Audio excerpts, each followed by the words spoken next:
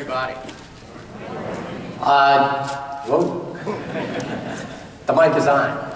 Boy, I'm really impressed. I have to admit, I've never heard of this organization until I was asked to speak here today. And everything that I've seen really impresses me. Just as an aside, it's so great to see so many women in the audience. I tell you, I speak to so many industry groups where it's so male-dominated. It's great to see some part of the business community in Detroit that has got a lot of women in it. They've given me a lot of time to talk here today. You know, I think what you're going to get is the equivalent of 2 of my television shows and a month worth of my radio reports. And I learned a long time ago, John, if you ever get in front of a group of experts, don't talk about what they're experts in. So what I'd like to do today is actually sort of get around what you guys are really experts at, project management. I want to give you some of my observations of the changes that I see in the auto industry as to how these companies are being run. I hope I'll end up with enough time that we can get into any Q&A, because whenever I speak, I find that's the best part of it. Because you're about to hear what I'm going to tell you, but if we get to the Q&A, then I'm going to be able to hear what you really want to get into. But here's what I see going on.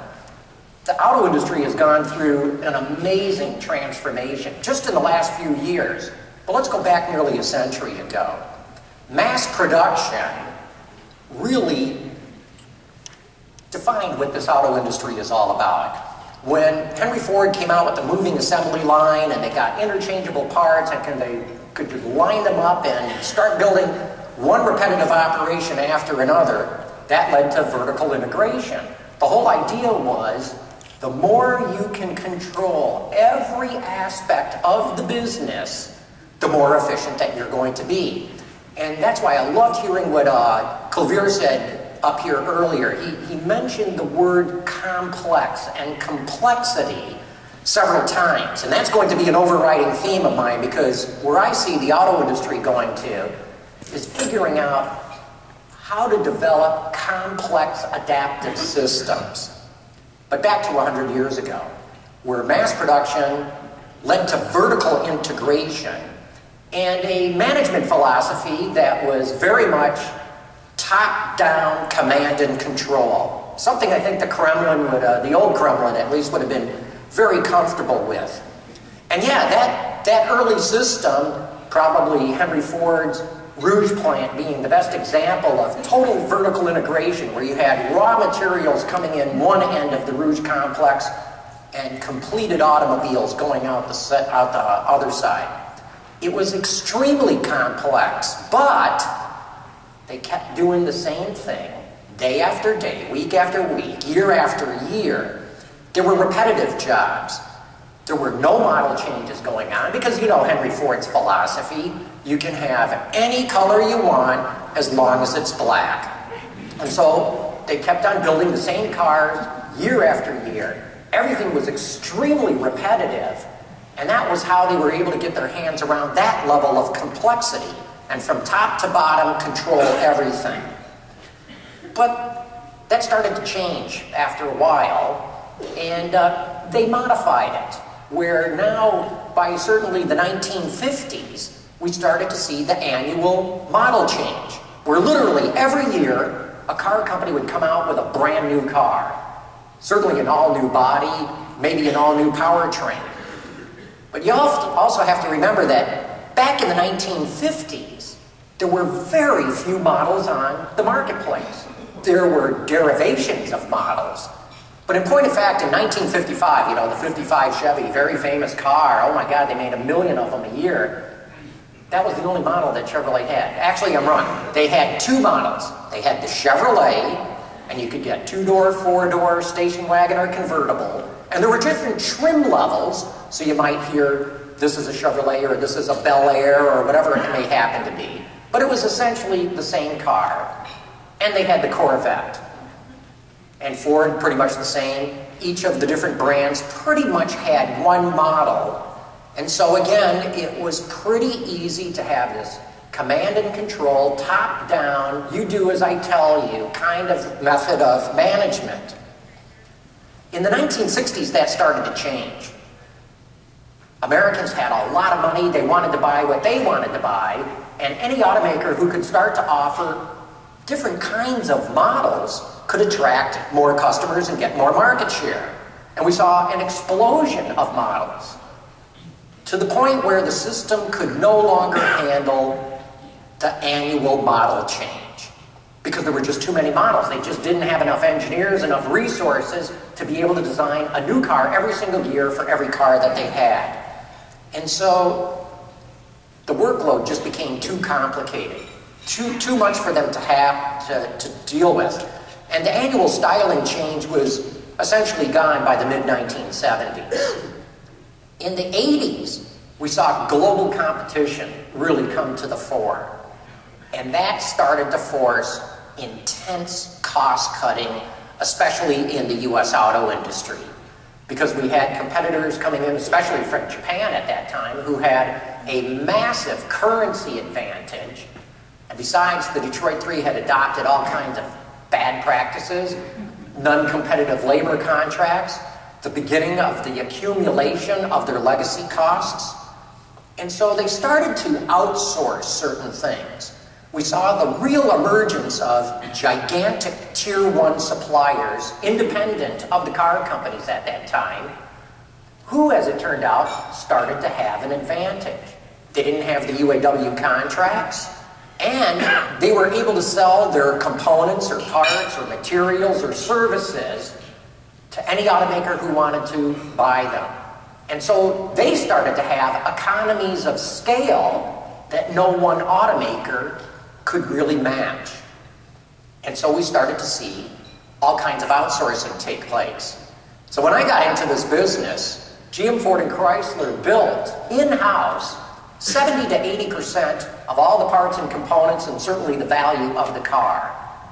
By the mid-90s, certainly, we had seen that completely flip to the point where today the automakers purchase at least 70% of the value of a car. Only 30% of it is done in-house. And that seemed to be a good model to follow, but it also increased complexity. Because now, instead of having the top-down command and control, you do what I tell you, automakers had to manage their supply chains. Thousands of suppliers producing thousands of parts or services in all kinds of countries all over the world in many different time zones, and this became extremely complicated. So right now, today, it's estimated that in the product development process, something like 60 to 80% of all activities are non-value added. And I didn't believe those numbers at first when I heard them. And I started asking people in the PD areas of car companies, does this ring true to you? Could it be possible that somewhere between 60 and 80% of all your activities are really not value added? And to a person, they agreed. And imagine now, too, when car companies start to get together to do things, the level of complexity that it drives, where you no longer even just have suppliers coming in and working on a project, but now you have to have 2 different, 3 different, in some cases, car companies collaborating on vehicle design, where they have all different kinds of opinions, even different terminology that they use, working in different time zones. It gets to be extremely complicated.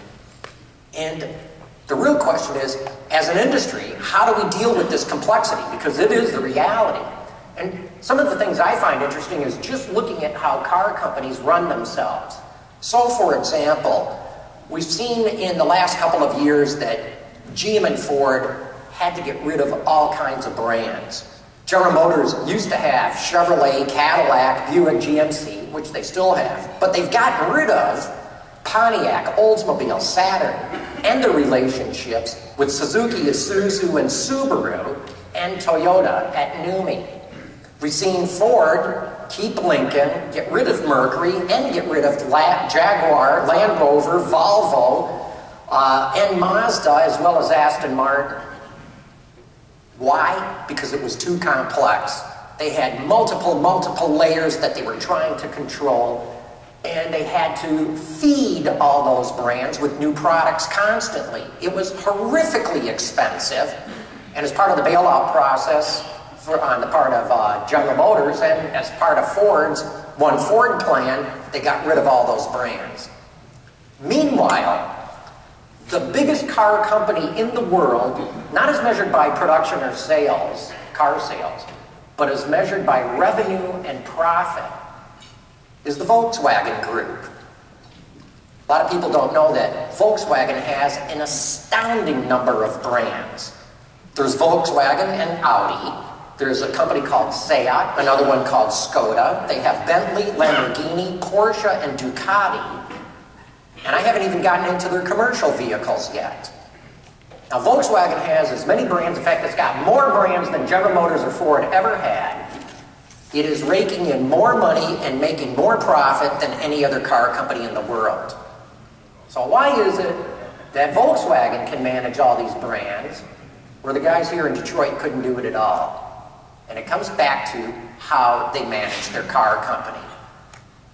GM and Ford have what I call MBA disease. They analyze things in terms of how can we consolidate, how can we eliminate redundancies, how can we take out cost, how can we run all these different brands from the corporate headquarters. Volkswagen doesn't do it that way. Volkswagen, in fact, runs itself like General Motors did back in the 1950s. You know, if you were the general manager of Chevrolet in the 50s, really even in the 60s, or of Cadillac or Buick or any of the other brands, you were a CEO. You had complete responsibility for your division. Design, engineering, manufacturing, purchasing, sales, service, you name it, everything. That all went away, like I said, as they became more and more consolidated after that. Volkswagen, meanwhile, treats every one of its brands as a standalone company. Just to take Audi as an example. Audi has its own P&L. Audi has its own annual report. Audi sells its own stock. Audi has its own board of directors. Audi has so much autonomy that it's going out and spending $1 billion on its own to buy the Italian motorcycle maker Ducati. This was an Audi decision. That's how Volkswagen does it with all of its brands. And yes, there's a lot of overlap and there's redundancies, but if you want to be #1 in the world, that's what you have to be able to tolerate. Yeah, there is some inefficiencies there, but it also makes more money than any other car company in the world, which is exactly what General Motors wanted to do. What I'm getting at here is when you adopt this command and control, top down, you are going to do it the way we tell you, you stifle all innovation in an organization. You make it too complex. And I think a good example of how that is changing at Ford is the way that Alan Mulally is running the company. This guy is truly amazing. He is a transformational change agent who is not just righted the company from a product and a profitability standpoint. He is absolutely changing the culture there. How's he doing it? He's taking away complexity. He's trying to make things as simple as possible. In fact, he's got this whole mantra that he keeps talking about of One Ford. I'll give you an example of what I'm talking about here because I think this is a great story. A little bit of background here. There's a guy in Detroit from the Detroit News, just wrote a book about Ford. It's called American Icon. We did a television show all about it. It ran a couple of weeks ago. And every Friday, my team gets together in our lunchroom. We all have lunch together. We can talk about things that are going on. And the phone rang. And I said, you guys just leave here, I'll get it. We have a phone right there. And I see caller ID that it's coming from the Ford Motor Company. And I pick up the phone and I say, hello, it's out of line. And I hear, John? I go, yeah. He goes, it's Alan. And I'm like, oh my God, Alan Mulally? And it was. You see, we post our television program on our website on Friday at noon. He called me at 12:30. It's a half-hour show, which means he started watching this show the instant it got posted on our website. And he says, you know, I gotta tell you, watching your show, I was having an out-of-body experience. I said, Alan, what are you talking about? He said, everybody was talking about me. And I said, you know, we were talking about you because what you've done at Ford is absolutely transformational. And, you know, one of these days, I've got to come in and you got to take me through the process. And he goes, oh, we can't show you that information. I said, I don't even care if you don't show me the information or if you show me something that's several years old. I just want to see the process and how it works. Now, mind you, if I wanted to call up Ford and say, I want to get Alan on my show or I need to do an interview with him, it could take several months for them to find time in his schedule to make him available to me. 3 days later, I'm up in Ford headquarters with Alan telling me about the process. Clearly, this was something he's dying to talk about. He loves talking about what he's doing here. I can't tell you it all, but here's a little bit of taste of how he's changing the culture at Ford. Because I think this does relate to project management, if only on a grand scale. Every Thursday morning, the top 17 officers of the company have to get together. Alan Mulally and his 16 direct reports. There are no exceptions. You will be in that meeting. In fact, the only way that you could probably get out of it is if you're in the hospital. It doesn't matter how important anything else is at the company.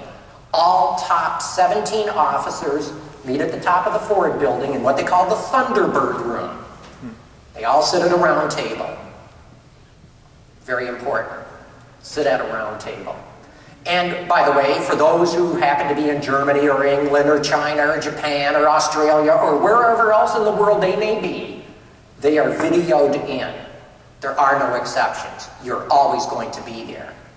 Each one of them gets roughly 10 minutes to give a presentation on their region or their part of the business to update everybody else who's sitting there. Oh, and I forgot one other thing. Every one of those top 17 officers has to bring a guest to the meeting. They sit in a row of chairs on the perimeter of the room. They might be upper management people. They may be lower management people. They may not be in management at all. They might be out of the motor pool. They might be a janitor. Well, not janitor, because that's contracted out. They have to be employees of the Ford Motor Company, but they come from anywhere. Same with the people overseas. They have to bring a guest to this meeting. So each one of the 17 officers gets up, gives a 10-minute presentation, all with charts. Make it very visual. If anything changed from last week, that information is printed in blue. So at a glance, as you're looking at these charts, if something's blue, you take a look at it because you know something changed from last week. And as they get into any project or anything like that, anything that they're working on, it's, again, color coordinated. Green, which means everything's fine. Yellow, which means we have an issue. Or red, which means we have a problem. So every week, all top 17 officers going through everything in the company. They see instantly what's changed. They know immediately what the status of any project is. And the 17 of them solve the problems together. Really interesting what's going on there. And then, at the end of their 2-hour meeting, they hand a microphone to one of the guests who has to introduce him or herself, and they're able to ask any question or make any comment on what they've just seen to the top 17 officers in the company. And what Mulally told me is, he says, it almost brings us to tears every single week. Because for these people, this is one of the biggest things in their career. To sit in on the top level of the company, where everything's being talked about, very openly. Nothing's hidden from them. And so they see what's going on there. And I said to Mulally, I said, I know what's going on here. They go back to wherever they were, and they tell everybody about everything that they saw. And so you're using this as a way to drive information down into the company. And he goes, it's better than that. I said, what? He says, without being told, most of them start adopting this very process in their department. Make it very visual, show everything, get everybody together, no exceptions. I said to Alan, you know, how did you make this work? Because I'm sure there were people of your top 17 who said, look, Alan, this is great, we're having another meeting, but we talked about this stuff last week and I got to be on a plane to China. He was like, oh yeah, that was an issue. But it just kept pushing and pushing and pushing and made it very obvious there are no exceptions. Everyone's going to be here. No cell phones, no iPads, no nothing. You shut them down. You, as one of the top 17 officers, have to devote an entire 2 hours of attention to all the different presentations that are going on. I think this is incredibly powerful, what he's doing here. He's making all information open and clear for everybody to see. He's making it very visual. He's getting all the top officers in the company conversant with everything that's going on in the company, even if it's not part of their area. And I think what he's doing too is grooming people so he can move them around in the company because they already know what's going on no matter where it is in the world. It forces cooperation between different departments, and it forces cooperation between different regions of the world. Now think about this too, amongst the invitees. 17 people, every single Thursday, 52 weeks a year. This has been going on for something like 6 years. That means some 5,000 people in the Ford Motor Company have gone through this process. And it's going to keep on going. Many 5,000 more will be doing it, all going back to their little area and starting to do things on their own. Think about that. This is self-nurturing. This is self-generating. They're not being told to do this. They're not being handed a booklet and said, you are going to follow these procedures to do it. It's theirs. It is something that they're starting on their own and something that they really believe in it. I think this is really powerful and necessary for the auto industry on a number of levels. Things have got to get done fast these days. It's just extraordinary to see how intense the global competition is. And we need to do a better job of getting the voice of the engineer, the voice of the customer into the product, because in too many cases we have the voice of the engineer. I'm astonished when I look at Hyundai, for example, at how fast they move. In the automotive industry, typically what a car company will do 1 year before job one, that is 1 year before a new car is going to come out, they freeze the design. Why? Because if you're making changes, that introduces variability, and variability can lead to quality problems. You want to control it. Hyundai doesn't do it that way. If they get a better idea, or if they see a cheaper way of doing something, if they see new technology they want to get in their cars, boom, it just goes right in. And they maintain high quality. You know, in the 1980s and 1990s, there was a lot of really good academic research looking at how Toyota was doing things. In fact, I'm sure a lot of you know the whole Toyota production system process. Somebody's got to get in there and figure out what Hyundai's doing, because they're getting things into their cars far faster than anybody else, doing engineering changes on the fly and still maintaining their quality. And we got to figure out ways of doing things at low cost that customers want and do it very quickly. Just one hardware example here. Nissan on their new Altima has taken the backup camera. You know, most new cars these days, or many new cars these days, have a backup camera. When you put it in reverse, the screen lights up and it shows you what's behind the car.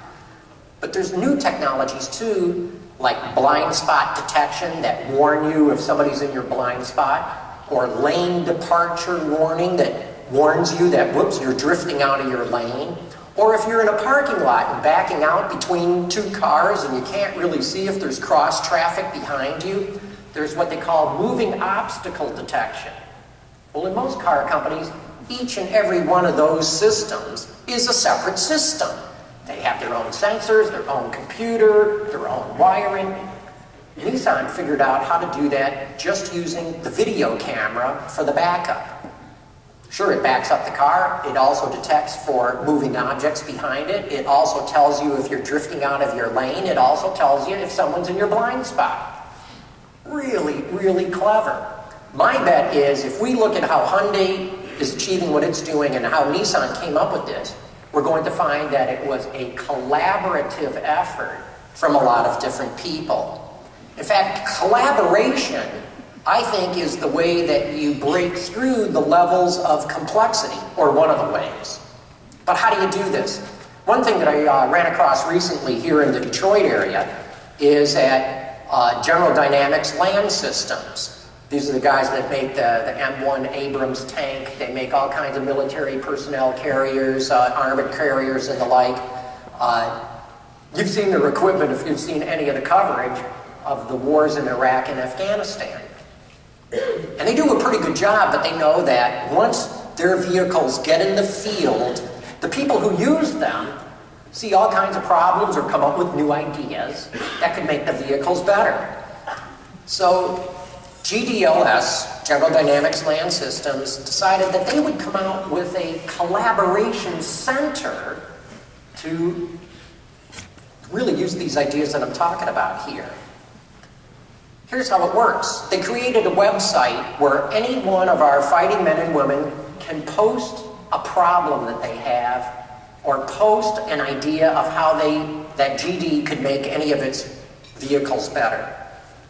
This is a public website. Anybody can go to it.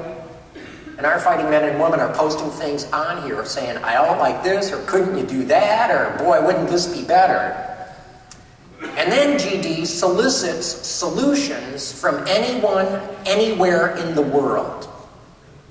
Think about that. That's very open, especially for a military contractor, to post problems from all of our fighting forces and seeking solutions from anybody who wants to. So once you submit a solution, they have 48 hours. They have a small team, I think it's about 5 people, who are very well-experienced broad-based engineers. They have 48 hours to look at this proposed solution and give it a thumbs up or a thumbs down. Thumbs down means, nah, we don't think we can do anything with it. Thumbs up means, hey, you got an idea here that we think is pretty good. Now we're going to look into it more thoroughly. They pass it off to a second team that figures out how they're going to productionize it. They have 1 month. 1 month to figure out how they can productionize this idea. And at the end of that month, if they still give it a thumbs up, then it starts to move into production.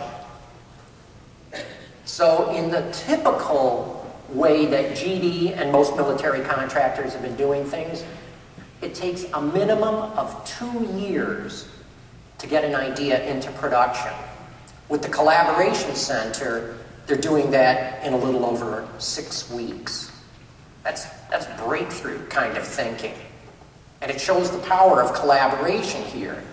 In fact, DARPA, the Defense Advanced Research Projects Agency, just crowdsourced an entire vehicle where you throw a design open to anybody who wants to participate in it, get suggestions from all over, and then when they decide to literally go ahead with a project, the whole thing's done and ready to go.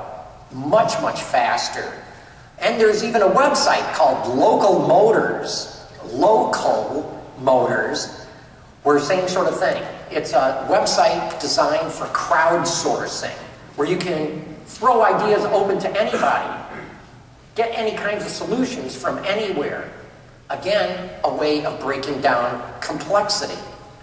Because how do you break through all these different layers that we have of different companies working together in different regions of the world with different languages and different time zones, and be able to turn products around fast and get them to market quickly? Well, we do have communications technology that's enabling all this. I mean, crowdsourcing would not be possible without the internet. Social media can also play a really important role in doing this. You know, I'm sure you've all heard of the 6 degrees of separation with the actor Kevin Bacon, where they figured out if they looked at any one of his movies, they could probably figure out, talking to 6 different people, to figure out that Kevin Bacon probably can be in contact with anybody in Hollywood. And in fact, as mathematicians started looking into it, they found out that, boy, the 6 degrees of separation doesn't just work in Hollywood, it works in the world. In fact, I saw a documentary that was fascinating where, to test this theory out, they literally dropped 6 people randomly all over the world with a FedEx package, walked into villages in Africa, places in Asia and whatnot, and told them they had to get this package. I think it was being done out of MIT. They had to get the package back to MIT, and they couldn't just drop it in a FedEx box and have FedEx take it. They had to use personal contacts who would personally deliver this package to a person. They got it done with about 4 people. They knew somebody who knew somebody who knew somebody who could deliver the package. So this idea out there, the 6 degrees of separation, is an incredibly powerful one. What it means really is that no matter what program you're working on, no matter what project you're working on, no matter what problem you're trying to solve, there's somebody out there that's got the answer for you. But how do you get to them? The answer's out there. And I think that things like the Collaboration Center, things like crowdsourcing or crowdfunding, social media is a way of getting to answers very, very quickly and cutting through the clutter, cutting through the complexity. You know, traditionally the auto industry had a pretty simple financial model. You designed a car, you bid out all the blueprints to suppliers, you figured out what the cost of the car was, you added your profit, and that was the selling price, the MSRP. It was cost plus profit equals price. That started to change in the 1980s when we were really hit by international competition, where you could no longer just price the car as you wanted. You had to price it to the competition. In fact, you had to go and figure out what market segment you wanted to get into. Figure out what people are really paying, take out all your incentives and rebates and all that, and find out what's the real transaction cost. Then you had to design to that cost, or actually subtract the profit that you wanted to get, and then design to that cost. And that's the model that we've been stuck in since the 1980s. Take the selling price, subtract your profit, what's left over is cost, design to that cost. But I think with everything that I'm talking about here, a new model is emerging. Now it's going to be not cost plus profit is selling price. It's no longer selling price minus profit equals cost. Now it is creativity plus value equals sustainable sales and sustainable profits. You know, I go back to what I see Hyundai doing of turning things around very quickly. I look at this example of Nissan combining 4 functions into one. That's creativity. That is adding value. That is what's leading their sales charge and making them as profitable as they are right now. You know, I talked about earlier that 60 to 80% of non-value activities in product development, I'll bet it's beyond product development. I'll bet it's in a lot of areas of companies. We need to flip that now to where 60 to 80% is value added. And that could be massively transformational. For this region, if we're the first ones to really crack the code on how to do it and practice it, for this country, definitely for this automotive industry. And I think whoever gets there first of figuring out how to do this, and I think Alan Mullally's got a great example on a corporate-wide basis, whoever really gets there first is going to have a massive advantage, a big advantage. But anyway, I'll leave you with those thoughts. That concludes what I wanted to talk about today. And I'd love to see if there's any questions on that or anything else about the automotive business.